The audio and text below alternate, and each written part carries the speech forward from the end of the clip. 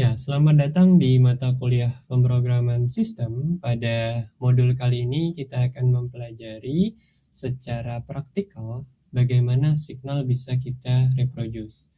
Jadi, tolong dipersiapkan virtual box Anda dan juga dua konsol yang terbuka secara bersamaan agar kita bisa mengimplementasikan komunikasi antara satu proses dengan proses yang lain menggunakan media sinyal.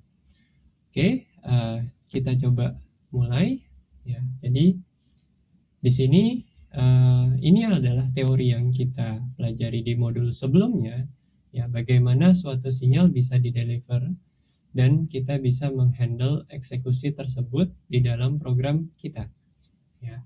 Lalu pada modul ini kita akan coba untuk membahas bagaimana secara praktikal kita mengimplementasikan signal handler ini.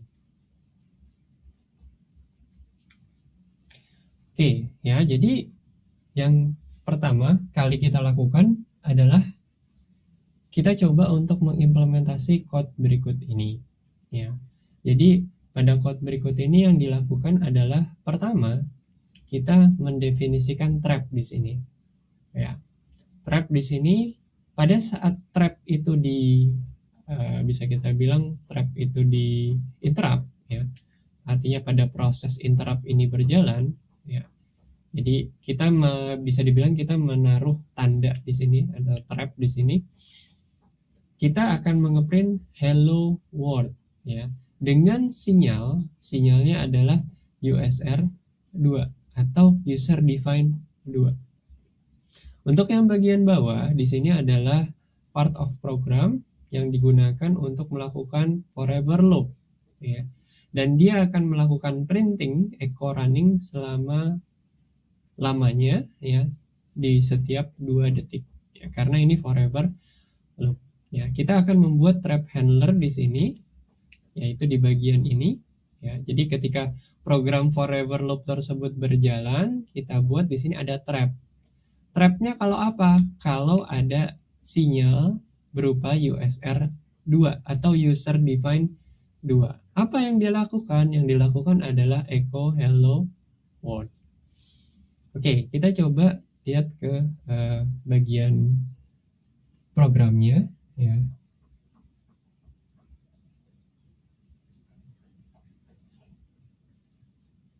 Oke, kita coba lihat ke bagian programnya. Ya, di sini kalau kita ls, ya, sini kita coba ada namanya trap.sh. Nah, trap.sh ini isinya adalah seperti yang ada di dalam slide, ya. Ya, di sini ada echo hello world USR2. Ini adalah forever loop-nya, terus dia akan running dan sleep setiap 2 detik. Lalu kita coba jalankan, ya. Kita coba jalankan trap.sh. Dia akan berjalan forever loop di sini, ya. Forever loop, dan setiap 2 detik dia akan melakukan printing running. Yang perlu kita lakukan di sini adalah kita ingin melakukan interrupt terhadap proses tersebut, ya.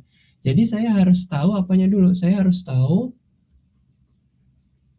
PID-nya atau proses ID-nya, ya. Kalau misalnya kalian berkomunikasi di dalam soket, kalian perlu tahu hostname-nya, ya.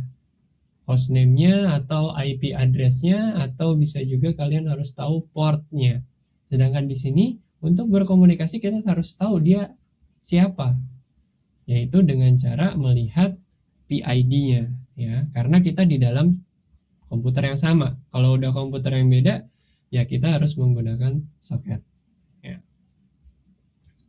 Kita lihat grab, ya, trap.sh. Kalau kita lihat di sini ada di 3663709, ya.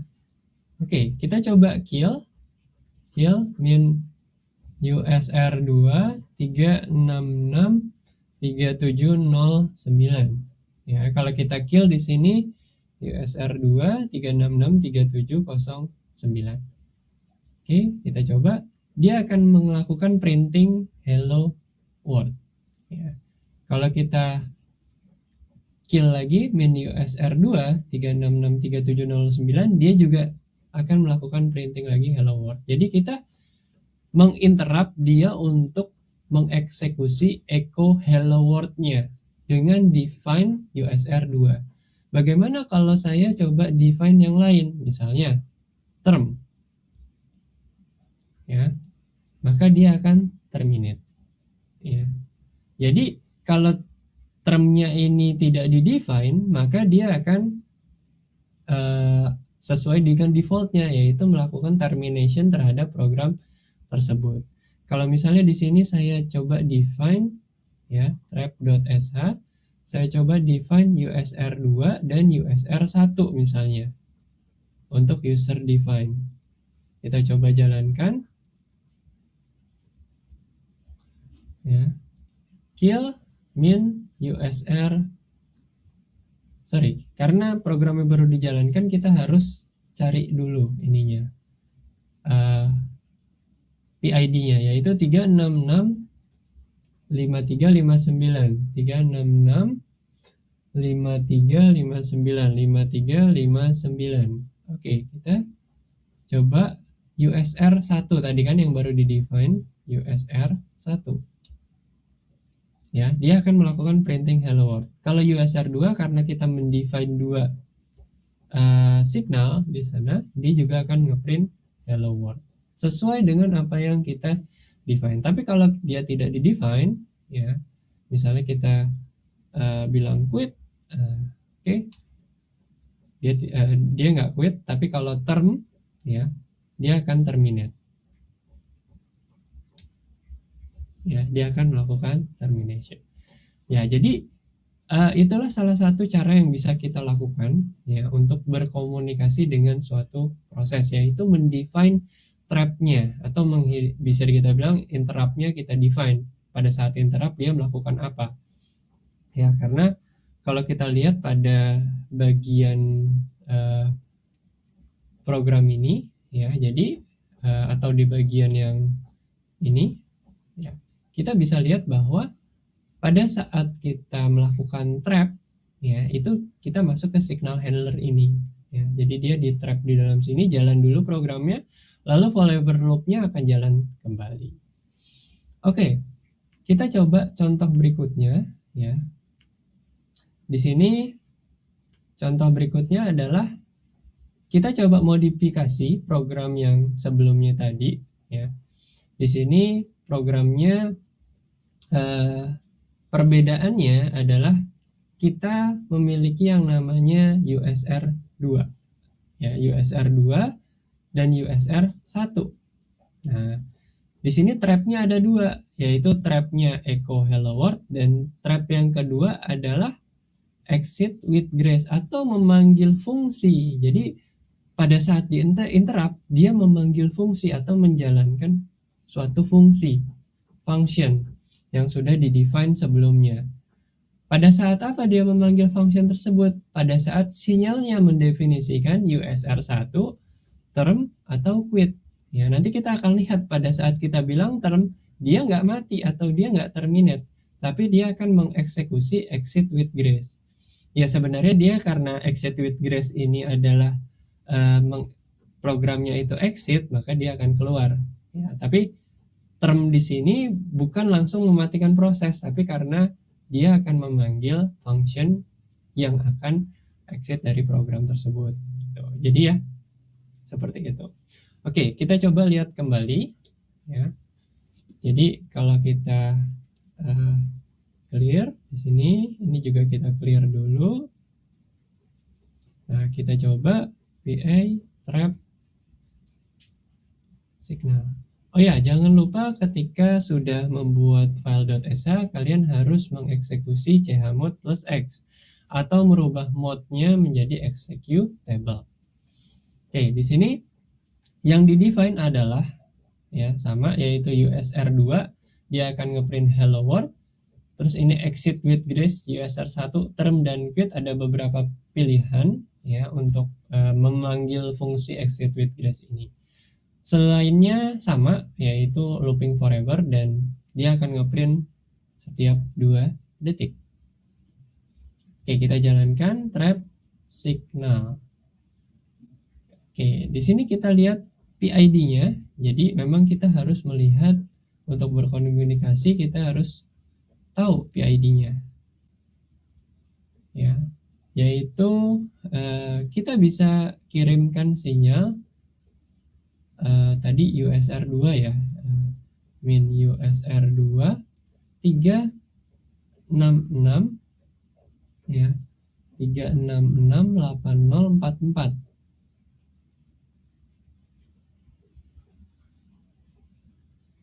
Ya, oke, dia ngeprint hello world karena seperti kita tahu bahwa ketika kita mendefinisikan di sini USR2 dia echo hello world. Nah, lalu bagaimana kalau kita bilang dia USR1? Nah, atau term atau quit. USR1. Ya. Oke, dia akan melakukan printing goodbye word ya, goodbye word di sini. Kenapa goodbye word yang di printing? Karena dia memanggil fungsi exit with grace, yaitu yang ada di sini. Ya, maka dia memanggil echo goodbye word dan dia exit ya. Karena exit karena perintah programnya exit, dia akan exit. Jadi bukan karena min USR1 dia exit ya. Karena program functionnya itu memanggil atau di sini ada komennya, komen exit, yaitu dia keluar dari program tersebut. Ya, jadi bukan penyebabnya bukan karena USR1-nya dia langsung mati. Ya. Oke, sekarang kita coba modifikasi sedikit. Ya. VI trap signal. Di sini kita coba rubah USR 2 ya. Kita misalnya ditambahin di sini term. Oke, di sini kita coba delete ya. Jadi di sini USR 2-nya bisa kita panggil dengan term. Oke, kita coba lihat lagi di sini ya. Kita rubah di sini adalah term, misalnya 366959588. Oke, kita coba kill min term. Term kan harusnya dia melakukan terminate. Tapi karena tadi kita sudah mendefinisikan di dalam trap echo hello world di sini ada term di sini. Ya, term yang di sini saya delete. Oke, saya ganti termnya ke atas. Oke, kita coba jalankan ya. Dia ngeprint hello world ya, tapi tidak mengeluarkan program tersebut ya. Tapi kalau saya coba untuk langsung seek kill atau kill -9 seperti ini, otomatis dia akan mati, yaitu kill ya.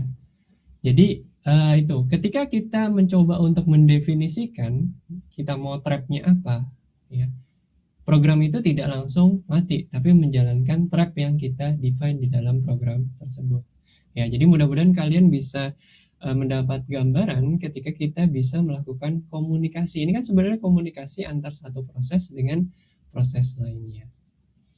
Oke, kita coba lanjut ke contoh berikutnya.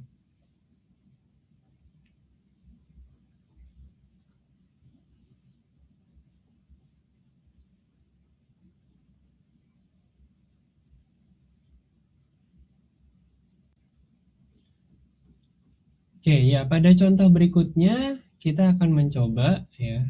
Jadi di sini ini adalah sebelumnya ada intermezzo yang mungkin kalian bisa coba search di YouTube mengenai kill -9. Ini adalah kata-kata yang menggambarkan bahwa ketika kita melakukan kill terhadap suatu proses, terutama kill -9 ya, yang merupakan ultimate bisa dibilang pisau belati untuk suatu proses, bahwa dia harus mati pada saat itu juga ya. Jadi di sini menggambarkan, liriknya menggambarkan bahwa kill -9 itu akan membunuh suatu proses. Oke, ya, nanti kalian bisa lihat sendiri untuk lagunya ya. Lalu di sini ada beberapa latihan dan saya akan coba menjelaskan. Buatlah dua script ya. Di sini ada contohnya untuk melakukan jadi dia dua script ini saling berkomunikasi satu sama lain. Script pertama ya, dia melakukan trap sebuah sinyal dan dia akan looping forever, menunggu ya.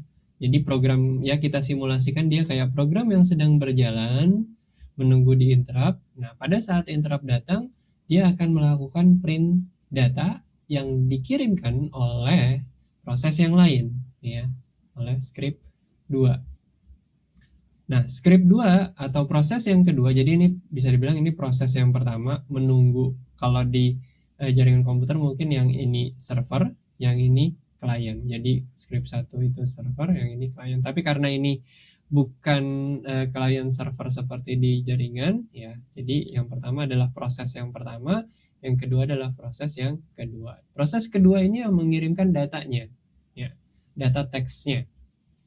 Jadi dia harus tahu PID dari script pertama, lalu kita kirimkan sinyal beserta datanya. Ya, yang kita kirimkan sebenarnya sinyalnya, ya, sinyal untuk membaca suatu data. Ya, mudah-mudahan bisa dipahami gambaran besarnya. Kita punya dua proses. Yang proses pertama menunggu sinyal. Ketika diinterrupt terhadap suatu sinyal, dia harus melakukan printing terhadap data sinyal yang dikirimkan oleh proses yang mengirimkan tersebut. Oke, ini adalah salah satu contoh bagaimana kita bisa mendapatkan PID yang sedang berjalan atau PID dari proses kita. Get PID, echo your PID. Ya, kalian bisa coba lakukan ini untuk mendapatkan PID kalian. Nah, di sini yang bisa kita lakukan adalah ini di proses yang pertama, yaitu proses yang looping forever.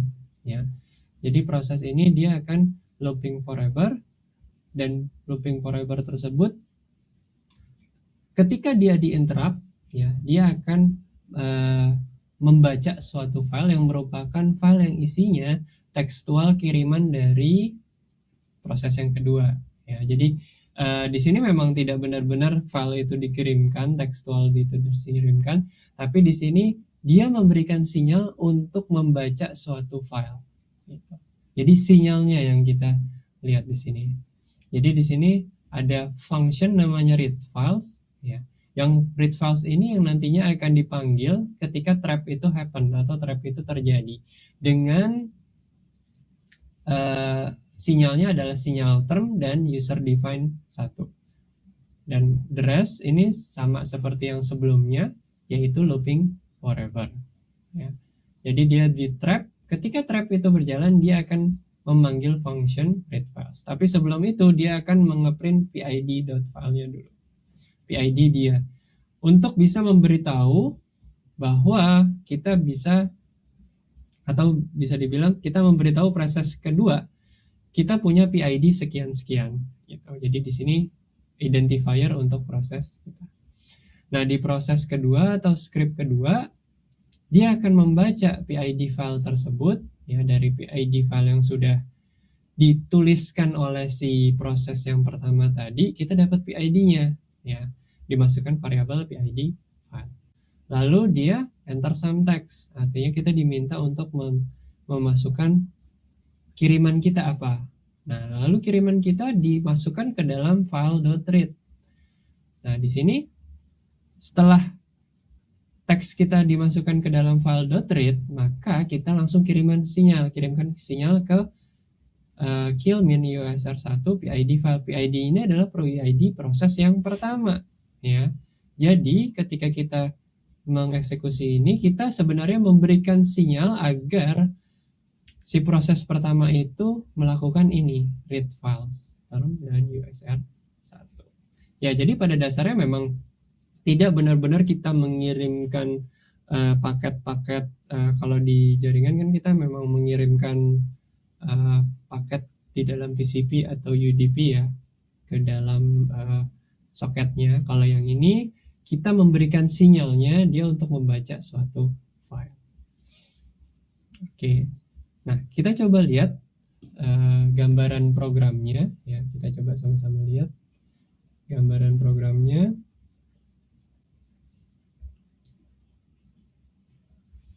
Ya, jadi di sini tetap kita memakai dua konsol ya, konsol yang pertama dan konsol yang kedua.